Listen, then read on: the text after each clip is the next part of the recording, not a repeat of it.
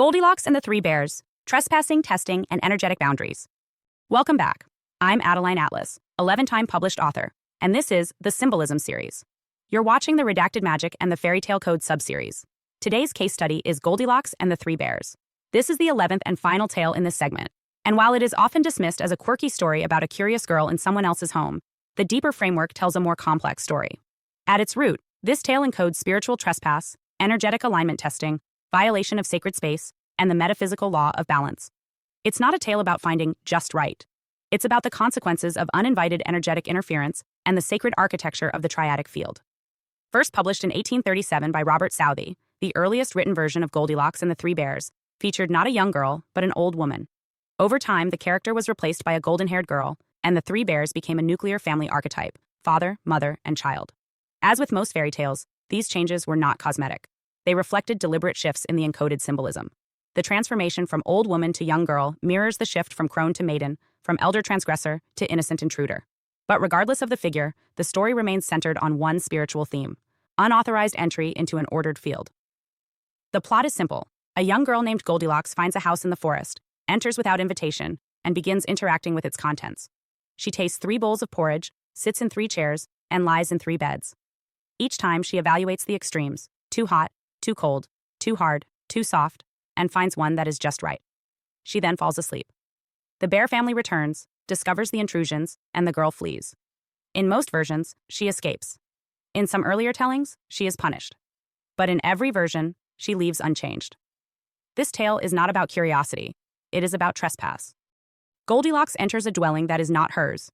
She crosses the threshold of a space without consent, disturbs the energetic field of each of its 3 members, and takes without offering. This pattern reflects a spiritual violation. In metaphysical terms, the home is not simply a shelter. It is a resonant field, an expression of the self. Every object in the home, the food, the furniture, the bedding, reflects aspects of the being who inhabits it. When someone enters that space uninvited and interacts with those elements, they are not just moving through physical matter, they are interfacing with someone's energetic structure. Let's look at the porridge first. In this tale, porridge represents sustenance, warmth, and nourishment. It also carries alchemical meaning as a blend of earth and water elements, cooked through fire. It is food, but symbolically it is life force preparation. Goldilocks tastes all 3 bowls. One is too hot, one too cold, one just right. She consumes the third. From a ritual standpoint, this is energy siphoning. She does not ask, she does not offer trade. She samples the stored vitality of 3 energetic beings and consumes the one most aligned with her preferences. This is a direct form of energetic theft. Next, the chairs. Sitting is not passive. In symbolic systems, the chair represents seat, throne, and power. To sit in someone's chair is to test their position, to engage their root field. One chair is too big, one too small, one fits perfectly. The third breaks beneath her. This collapse is a critical symbol. The broken chair indicates that she has not just tested alignment, she has disrupted structure. In spiritual terms, this is what happens when external forces apply pressure to a field that has not consented. Damage occurs. Finally, the beds. This is the most intimate domain. The bed, as discussed in the Red Riding Hood case, represents vulnerability, restoration, and spiritual openness. Lying in someone's bed without invitation is symbolic of full energetic intrusion. Goldilocks again tries all 3. Too hard, too soft, then just right. She does not simply lie down, she sleeps. Sleep, in symbolic language, is surrender. It is energetic integration with the environment. By falling asleep in the 3rd bed, she completes the pattern. She merges with the field she has invaded. The return of the bears signals the reassertion of order. They come back to find that their energies have been tasted, tested, and tampered with. Their nourishment has been consumed. Their structure has been destabilized. Their rest has been occupied. In symbolic terms, this is a return of the guardians, those who maintain balance in the triadic field. And that triad matters. The 3 bears represent a balanced energetic system. Father bear, mother bear, and child bear are not just a family. They are a triune of archetypes: active force, receptive field, and emerging expression. In esoteric traditions, this triad appears as masculine, feminine, and child, as creator, preserver, destroyer, or as will, wisdom, and action. Their home is sacred because it reflects that triadic balance. When Goldilocks enters, she is not interacting with things. She is interrupting a resonant system. Her escape at the end, whether successful or punished, serves a purpose. It teaches that disruption of a sacred field may go unnoticed at first, but restoration always follows. The system returns. The bears come home. The frequency recalibrates. The violation is seen. And whether consequences arrive through external punishment or internal imbalance, the disruption cannot sustain itself. What is rarely discussed is why Goldilocks does this. She is not malicious, but she is careless. She moves through the world with a sense of entitlement. She does not knock. She does not speak. She simply enters, assesses, consumes, breaks, and sleeps. This pattern mirrors the behavior of many modern energetic interactions. People who enter sacred spaces without calibration, who engage without consent, who take resonance without return. The tale reminds us that not all trespassers are enemies, but all violations have effects. It's also worth noting that Goldilocks chooses the third option each time, the just right.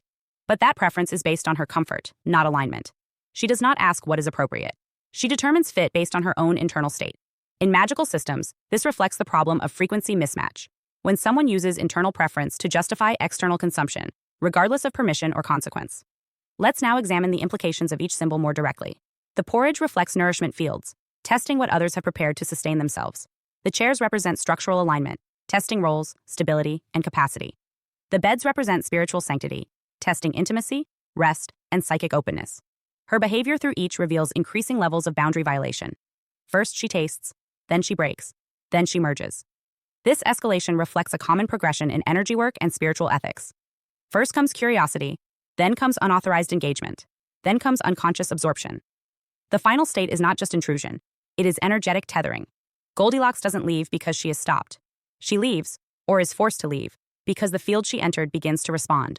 The triad returns, the balance reasserts itself, the system reveals her presence, and the opportunity to continue siphoning ends. This story is not about porridge and furniture. It is about the cost of crossing into sacred configurations uninvited. It is about what happens when the individual, however innocent in intention, disregards the architecture of other beings' fields. In older oral versions, Goldilocks is not treated as harmless. She is punished, banished, or even devoured. These endings reinforce the idea that spiritual boundaries exist not to gatekeep, but to preserve alignment. Let's conclude with a structural summary. The bear's home is a sacred triad. Their absence allows the field to be tested. Goldilocks enters without awareness. She engages every element. She alters the balance. She is revealed. The system closes. This is not a lesson in morality. It is a ritual map. It teaches how systems respond to imbalance, how frequencies register distortion, and how every act of engagement carries consequence, especially when enacted without consent. The tale of Goldilocks and the Three Bears is not a story about finding the perfect fit. It is a story about the risk of entering a field that is not yours to evaluate. It warns against assuming that access implies invitation, that comfort implies alignment, or that silence implies permission. In sacred systems, alignment is earned through respect, awareness, and permission. Without those, even the lightest touch can fracture the field. Hi, I'm Adeline Atlas. 11 times published author, and School of Soul has just released one of our most requested deep dives, the Magic and Occult series. This series is not for the faint of heart. It's for those who know there's more going on beneath the surface, behind the media, behind the family, behind the system. This series breaks the spell and hands you the map. The Magic and Occult series includes over 200 videos on 1. Entertainment or ritual. Decoding mainstream media as mass spellwork. 2. Occult families. Spot them. How generational magic and ritual lineage hides in plain sight. 3. Occult symbolism. The signs, seals, and signals used to claim, curse, or command. 4. Esoteric symbolism. Layered meaning, sacred geometry, and encoded messages. 5. Law is magic. How contracts, courts, and language are rituals of power. 6. Spells and spirits. What magic really is, and what happens when you use it. 7. Covens and lodges. Where modern ritual happens, and who's involved. 8. Destiny swapping. How rituals steal timelines, talent, or soul contracts. 9. Energy harvesting. Spiritual parasitism, and how to seal your field. 10. The clairs. Your intuitive senses. Clairvoyance, clairaudience, clairsentience, and more. 11. Become magical. How to strengthen your gifts, protect your mind, and wield conscious force. 12. Miracles are real, divine intervention, faith portals, and supernatural reversals. 13. The chosen ones. What sets them apart and why they're always targeted. 14. The black sheep, the generational breaker, often isolated by design. 15.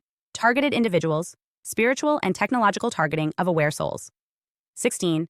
Gang stalking, organized spiritual and psychological warfare. This is the most revealing, most spiritually advanced, and most protective series SOS has ever released. If you've ever felt something was off about this world, this will confirm it, and prepare you for what comes next. Your protection begins with knowledge. Join the SOS School of Soul Vault.